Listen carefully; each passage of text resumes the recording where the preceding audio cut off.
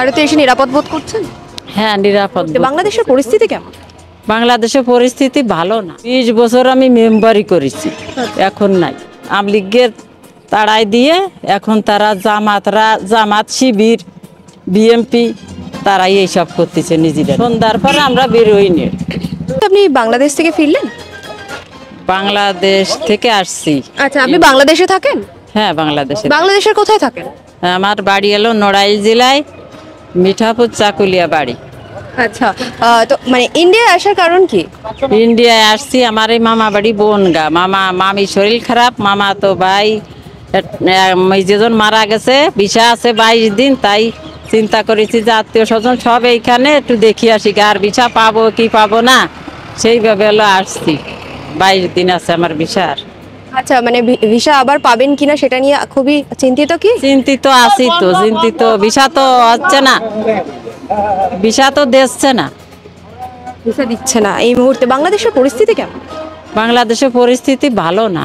আচ্ছা, কিরকম? ভালো হলে তো ভিসা দিত, কোনো সমস্যা হইতো না। ওখানে মন্দিরে যেতে পারছেন? ওখানে আমাদের তো গ্রাম অঞ্চলে, মন্দির তো ছোট মোটো মন্দির, যেখানে বড় বড় মন্দির আছে সেইখানে তো ভাঙচুর রয়েছে। আর তারপরে যে যে আমাদের হিন্দুরা যে ইটি করলো, এতে আমাদের সে বাবাজিটা তো ছাড়ে নাই, না ছাড়ার জন্যে আমরা সব জায়গায় এখন আমরা নীরবে আছি। নীরবে না থাকলে তো আমাদের হবে না। আর নীরবে না থাকলে কালকে বাজার আইছে, আমাদের ছোট্ট একটা বাজার আছে, তা বলাবলি করতেছে যে মহিলাদের নাকি বুরকা মুড়ি দিয়ে সবাই যেতে হবে, স্কুলে যেতে হবে, বাজারে যেতে হবে। এখন এই কি সম্ভব? এখন মুসলমান বিটিরা তো উল্লোগুল্লোই আসে। আমি বলছি তাই ওরা আইছে কি তেল গাই, আমরা বুরকা মুড়ি দেব। এইসব নিয়ে অনেক কিছু আছে। এখন কি হতে কি হবে, আমাদের ভাগ্যে কি আছে। 71 সালের যুদ্ধ কিন্তু আমি দেখছি। আচ্ছা, তখনকার পরিস্থিতি কি এখনকার পরিস্থিতি আরো ভয়ানক নাকি? 71 সালের যুদ্ধই তো পাকিস্তানি সেনারা যুদ্ধ করেছিল, আর বাংলাদেশে ওই রাজাকার হয়েছিল, তারা যুদ্ধ করেছিল। আরে তো তা না, দেশের ভিতরেই তো আওয়ামী লীগ, আর ওই যে আওয়ামী লীগের তাড়াই দিয়ে এখন তারা জামাত শিবির বিএমপি তারাই এইসব করতেছে নিজেরাই। এখন পরিস্থিতি খুবই খারাপ। আপনার সন্ধ্যার পর বাড়ি থেকে বেরোতে পারছেন?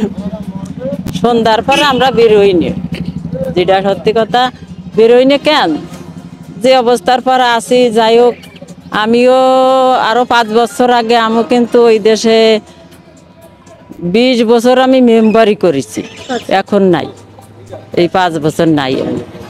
তা পরিস্থিতি বিএনপির আমলেও ছিলাম, আমি আওয়ামী লীগের আমলেই ছিলাম। পরিস্থিতি যেটুকু যা ছিল খারাপ ছিল না, মনে করেছিলাম যে থাকবো, আর আসারও তো কায়দা নেই। এইখানে আসবো কি করে? আমাদের জমি জমা আলো অল্প অল্প, আমরা বেশি কিনে এইখানে এসে কি করে থাকবো আর কি করে খাবো? সামান্য টুকটাক একটু ব্যবসা বাণিজ্য করি। দুটিয়ে মেয়ে, একটা মেয়ে সেই 20 বছর আগে বিয়ে দিছি, তারাই ভারতে চলে আইছে, এমপিতে থাকে 20 বছর আগে, আর একটা মেয়ে মাগুরায় থাকে। এই নিয়েই আছে। ভারতে এসে নিরাপদ বোধ করছেন? হ্যাঁ, নিরাপদ বোধ করছে, কিন্তু নিরাপদ বোধ করে কিছু করার নেই। এই যে বাংলাদেশে ফিরে যাবেন, কতটা আশঙ্কার মধ্যে রয়েছেন?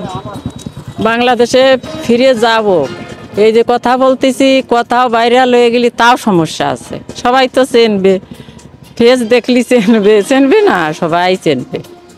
এই যে আসছি এতদিন ধরে আইছি, এই 5 খান বই শেষ হয়ে গেছে আমার, বেড়াতে আসি আমি, আত্মীয় স্বজন সব। এইবার আমার ওই ব্যাগটা খুলিছে, আমার কাছে কত টাকা আছে, ওইখানে 5-6 জন আমার ঘিরে ধরেছে। তারপরে সাইডিতে মানে একটা পুলিশ নাকি স্নান করে যাচ্ছিল, কাছে শুনে যাও তাদের, তারপরে সরাই দিয়ে আমার বললো যে একটা টাকাও দিবা না দিয়ে তারপরে আমি স্টেট ব্যাংকে আইসে বইটা আমি ব্যাংকিং করে আমি করে চলে আসি। তো এইগুলো সমস্যা আছে।